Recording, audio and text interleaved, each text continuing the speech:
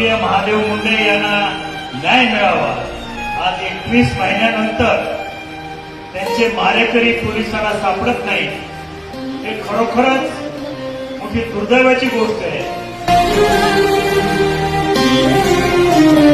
दादा जसं ठरवतील या आंदोलनाची दिशा, जसा आदेश देतील त्याप्रमाणे निश्चितपणानं मी आणि माझे सर्व सहकारी या आदेशाप्रमाणे या आंदोलनामध्ये आम्ही